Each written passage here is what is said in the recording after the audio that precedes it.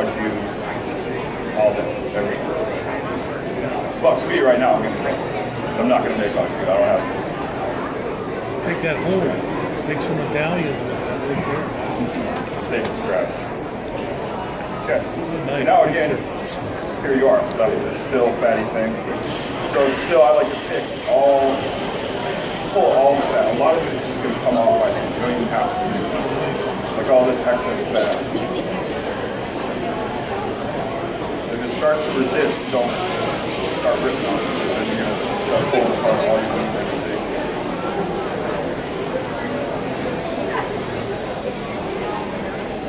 Plus it makes it a lot easier to get at the silver skin right here, which to me is the biggest pain and where you're going to have the most weight. Plus you're good with the blade. Alright, now I'm going to move over to the other side where I like to call it knuckle. And I'm just going to start pulling this fat, this connective fat right here, as much as I can get out my hand. Well, this one, every single one of these is different. Some of them are going to be easier to pull apart, some of them are not going to want to pull apart whatsoever. You're going to have to take your knife to it the right way. This one's kind of a hybrid in between. Some of them want to come off. Okay, now that I have a decent amount of that on the way. You're fine. You're fine. Makes a beat right here. I'm recording, but you're fine. You're not in the photo. You're not in it, so you're I fine. want to see a couple of bald heads in the movie. Come on, that ruined the film. This part, I'll talk to you later. this part. It's about the juice machine. This is what you want to keep. Still, this is a very useful thing right here, but the more you pick away with your hands, the more it shows where to cut. So I'm going to get down here, trim out the little middle fat knuckle in there.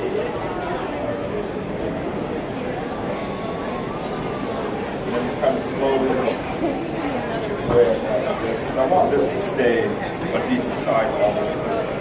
Because there's nothing you can do about this end down here. It's always going to be stable. That's the way it is. But the more you can chip away at this and not have to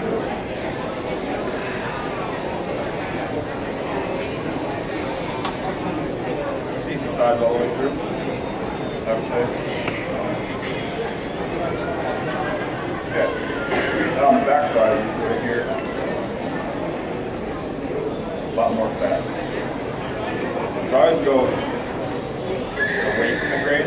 Like if these start to flap up this way, I like to cut them this way. You can make a whole entire slice all the way through. One pulse from the cut. I always start off like just shave the top off because it could be a not very deep fat. See, this one is it's not bad. It's marbled all the way through right here, but I'm still going to go down just a little bit more because I want to get it. If I don't do this right now, when I go to cut out my tenderloins, you're going to have a really nice 3/4 or 5/6 of that tenderloin. And you're going to have one fatty part, like on the side. It's just kind of a mixture for a piece of meat. You go to eat it, and your customers will eat it. Better to do it now than when you go to try to portion out an 8-ounce portion of beef tenderloin, and then you have to cut off half an ounce of fat right there. Now you're stuck with your little awkward size of your tenderloins.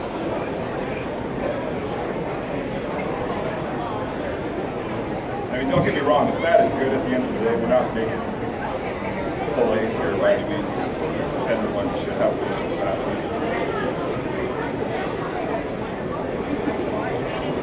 And then it's just arduous process of trimming the fat.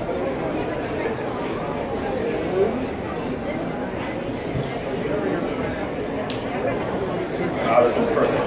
See, sometimes you'll get this sneaky little tendon right here, where after you cut it, it's kind of hiding and it looks like a pretty good beef tenderloin. Then you go flip it over, and it has this sneaky little line right here. Now this can throw anybody for a loop. I see guys in my kitchen do it all the time, and they're just stopping the tracks. Like, well, what do I do now? Because they think that you're going to have to cut this whole section off right here. You're going to be left with this really skinny thing, and you're only going to get 4 tenderloins out of the middle, whatever's left of scrap. No. Just got to get in there. Find the sweet spot.